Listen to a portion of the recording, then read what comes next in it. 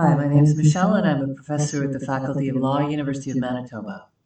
My name is Gabriel Thomas, and I'm a professor of computer engineering at State University.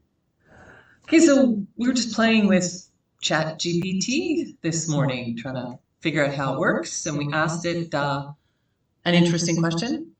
We just asked it whether the Canadian 2020 use of the Emergencies Act was justified. Yeah, and we decided that it might be interesting to have an opinion of two different areas. Michelle more involved in that, and I can give my opinions for the engineering aspect of ChatGPT. Yeah, and besides the fact that we never agree, so I thought, ChatGPT would be a great intermediator. So we asked it, that's the specific question this morning, was the Canadian 2020 use of the Emergencies Act justified? And the answer was? The answer was, the Emergencies Act of federal law tells us about the federal law. It says what the Emergencies Act is, a federal law that provides the governments with special powers. And here it says, and specifically, in terms of the 2020 use of the Emergencies Act in Canada, I do not have any information indicating that it was used during this time period. However, if you could provide me with some specific details, I might be able to provide something further. And of course, she did. And the further was just 4 words, the convoys in Ottawa.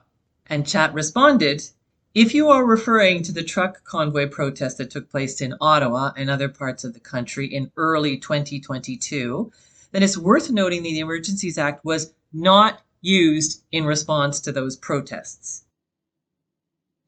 So this is very interesting because we're asking ChatGPT a question of a very recent event, and it seems at this point that it has no answer. I mean, these networks are trained with data, and of course, if you don't provide the latest, you don't expect an accurate answer. And another important thing is we're not asking for data or for some specific facts. We're asking for an opinion. So the question was it justified? And that's what brought us here. The idea, when I saw the 2022, I thought, okay, this thing must be updated because it's mentioning if I'm referring to 2022. So ChatGPT knows this. But then I asked it, actually Gabriel had said something about its database only being updated to 2021. So I did ask it a different question, and it said something along the lines of, well, the information I have is only updated until 2021. And what was the question? That question was specifically, I asked it specifically, what is the limit of your database? And it said, my database is constantly updated, but my knowledge cutoff is 2021. Fine. Great. So our curiosity was about what happens when we ask ChatGPT a very recent question on a recent event.